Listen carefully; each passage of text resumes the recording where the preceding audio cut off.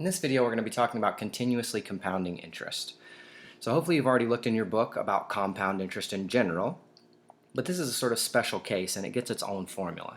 So let's talk about what's happening here. So first of all, continuously compounding. Remember, compounding means how often you get paid interest throughout the year. So for continuously compounding interest, that means that you're basically getting tiny fractions of pennies every second of every day. Okay, so like infinitely many times you're getting paid these little teeny tiny fractions of interest. So that's the main idea of what we're supposed to be doing, and that's going to affect our formula just a little bit because we can't really have, like, you can't plug infinity into our formula, so we need a sort of different way to deal with that. So in keeping with the rest of this chapter, S is going to be future value, P is our principal investment, R is the interest rate, always as a decimal, and T is the time, always in years. So for continuously compounding interest, the future value is equal to the principal times E, and we'll talk a little bit about what E is in a second, raised to the R times T, okay, sometimes called the PERT formula. Okay, so what is E? E sort of helps us capture this idea of there being infinitely many compounding periods. So the formal definition is the limit as n goes to infinity of 1 plus 1 over n raised to the n. Now this is a sort of calculus concept. So in our class, you're not really going to need to know this formal definition. But for practical purposes, E is a number like pi, right? So pi is 3.14159, blah, blah, blah, right? It goes on forever. And E is a similar number. It's a constant. It's always the same.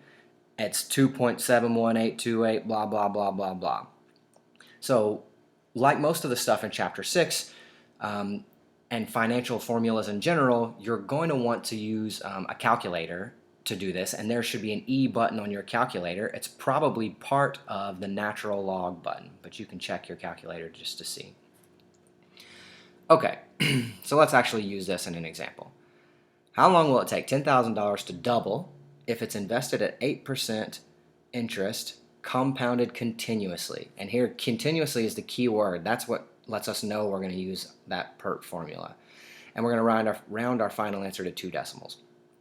Okay, so I recommend you do these problems by labeling all the pieces. Okay, so future value, I don't see that immediately. Let's just come back to that.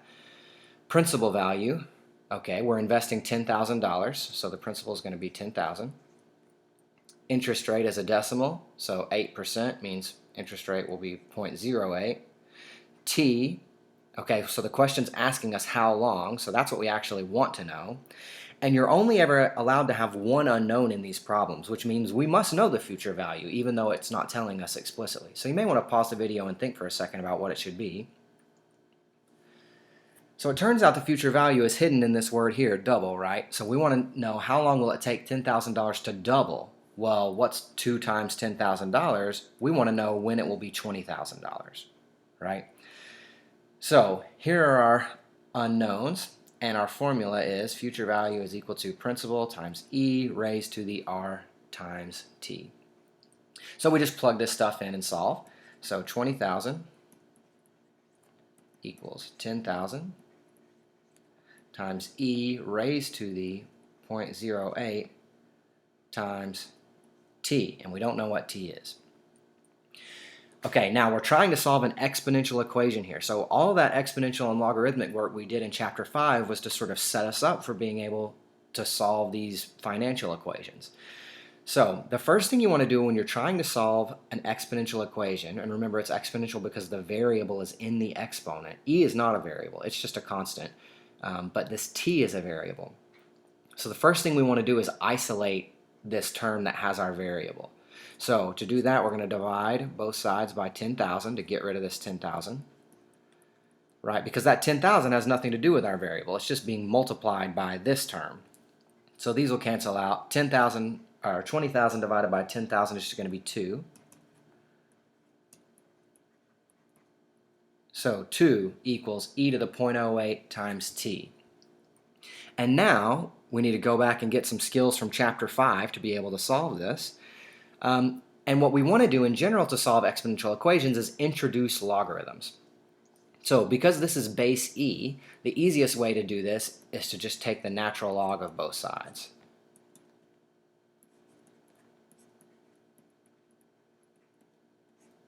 So if 2 is equal to e to the 0.08t, then the natural log of 2 must be equal to the natural log of e to the 0.08t. And this is really nice because the base of this is e, and when you take natural log of an exponential with base e, those things just cancel out, right? That's one of our rules of logarithms from earlier. So this is going to be natural log of 2, but then this natural log and e just sort of cancel each other out, just leaving us with the 0.08t. So then to solve this, you just divide by 0.08 like normal. And I'm going to go ahead and flip our equation here and say, put t on the left. These 0.08s cancel out. And that's going to equal to natural log of 2 over 0.08. Now, if we didn't receive rounding instructions, this would be our final answer. Okay, so remember, don't round unless you get rounding instructions. But in this case, we did get rounding instructions. Round your final answer to 2 decimals. So you use your calculator and just plug in and see what this gives you.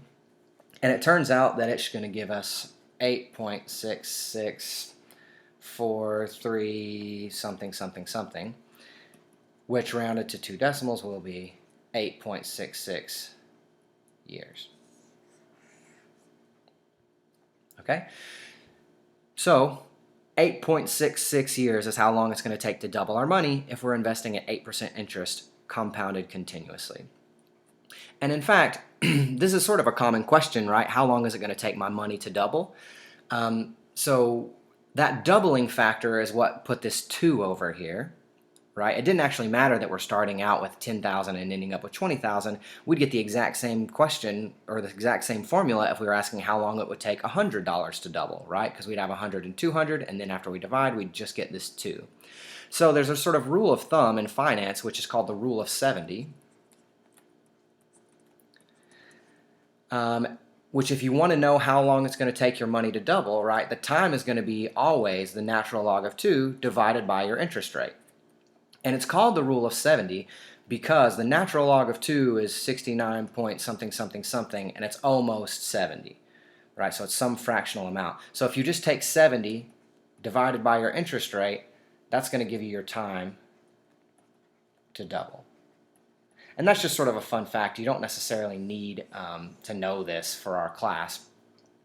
But this is a sort of common rule of thumb, the rule of 70, and it's derived from the exact calculations that we just did in this problem. So the main thing to remember is you're going to have this formula, right, this formula that we just got in this video, as part of many other formulas. And you'll receive those formulas on the test. You won't have to memorize them, but you do need to know which ones are which. You need to be able to choose this formula for this problem and then know how to use it, which is going to involve potentially some skills from Chapter 5, solving an exponential equation. And then an answer like this is totally reasonable if you didn't get rounding instructions, but we did, so we want to use our calculator and get this as our final answer.